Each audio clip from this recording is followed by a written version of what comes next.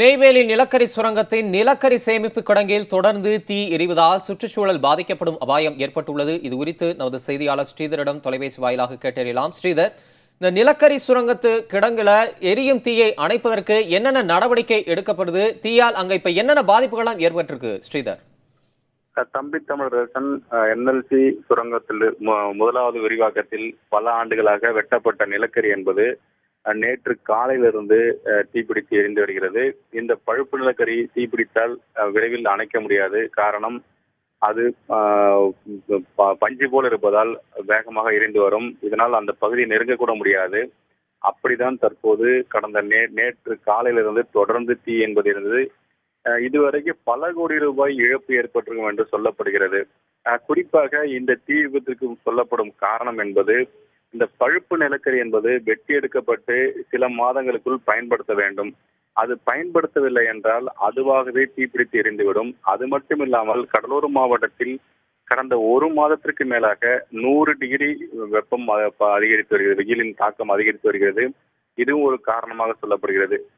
தேவைக்கு அதிகமாக பழுப்பு நிலக்கரியை வெட்டுவதற்கு முக்கியமான காரணமாக சொல்லப்படுது, எந்த அளவுக்கு கரி வெட்டப்படுகிறதோ அந்த அளவுக்கு அவர்களுக்கு ஊக்கத்தொகை வழங்கப்படும். என்எல்சியில் இருக்கும் அதிகாரிகளுக்கும் பொறியாளர்களுக்கும் ஊக்கத்தொகை வழங்கப்படும். இதனால் தேவைக்கு அதிகமாக வெட்டி வைக்கப்பட்ட காரணத்தினால் தற்போது அதிக அளவான நிலக்கரி என்பது தீப்பிடித்து எரிந்து வருகிறது. இந்த தீப்பிடித்து எரிந்து வருவது உள்ளே இருந்து சிலர் காட்சியை பதிவு பண்ணி தற்போது அனுப்பப்பட்டுள்ளது. இது வெளியே இருந்து யாராலும் பார்க்க முடியாது.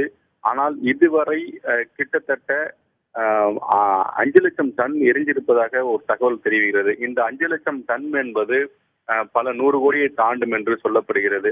ஆனால் கிட்டத்தட்ட 1 ஆண்டுகளாக வெட்டப்பட்ட இந்த கரி, 1 ஆண்டுகளான உழைப்பு என்பது தற்போது எரிந்து வருகிறது. தம்பி தமிழரசன். ஸ்ரீதர், தொடர்ந்து எழுந்து வரும் தீயால சுற்றுச்சூழல்ல என்னென்ன பாதிப்புகள் ஏற்படக்கூடும்? இதுவரைக்கும் மாசு கட்டுப்பாட்டு வாரியம் சுற்றுச்சூழல்ல ஏதேனும் பாதிப்பு ஏற்பட்டிருக்கா என்பது குறித்து ஆய்வு நடத்தினாங்களா? சிவரஞ்சனி, என்எல்சியை பொறுத்த வரைக்கும் கிட்டத்தட்ட 45 சதுர கிலோமீட்டர். இந்த 45 சதுர கிலோமீட்டர் என்பது முழுக்க முழுக்க என்எல்சி கட்டுப்பாட்டில் இருக்கும். இதுக்கு தமிழகத்தில் இருக்க எந்த அதிகாரியும் உள்ளே செல்ல முடியாது. குறிப்பாக மத்திய அரசு தான் இதில் நடவடிக்கை இருக்கும். அதில் தான் கவனம் செலுத்தும். இரண்டாவதாக, இந்த தீ எரிவது வெளியே இருந்து பார்த்தால் கூட தெரியாது. ஏன்னா சுற்று வட்டார 45 கிலோமீட்டர் தூரத்திலிருந்து இந்த தீ என்பது உள்ளே எரிந்து வருகிறது. அதனால் பொதுமக்களுக்கு இதனால் எந்த விதமான பாதிப்பும் இருக்காது. அது மட்டும் இல்லாமல் இது சுரங்க பகுதியில் எரிந்து வருகிறது. இந்த சுரங்க பகுதியை சுற்றி கிட்டத்தட்ட ஒரு 20 கிலோமீட்டர் பயணம் செல்ல வேண்டும். அந்த மாதிரி ஒரு பகுதியில் தான் தற்போது எரிந்து வருகிறது. இந்த காட்சிகள் நமக்கு அங்கிருந்து சிலர் அனுப்பியுள்ளார்கள். பொதுமக்களோ, தமிழகத்தில் உள்ள அதிகாரிகளோ, தமிழக காவல்துறையோ, தமிழக மாசு கட்டுப்பாட்டு வாரியமோ கூட அந்த பகுதியில் செல்ல முடியாது. முழுக்க முழுக்க இது என்எல்சி கட்டுப்பாட்டில் உள்ளது. அந்த தீயை அணைக்கும் முயற்சியில் ஈடுபட்டு வருகிறார்கள். ஆனால் தீயை அணைக்க முடியாது. ஆனால் மற்ற இடங்களில் பரவாமல் தடுக்க முடியும் என்பதற்காக தற்போது அந்த பகுதியில் பணிகள் என்பது நடைபெற்று வருகிறது. ஆனால் அந்த பகுதியில் சில அதிகாரிகள் நம்ம தொடர்பு கொண்டு கேட்டதற்கு இதுவரை பல கோடி ரூபாய் இழப்பு என்பது ஏற்பட்டிருக்கிறது.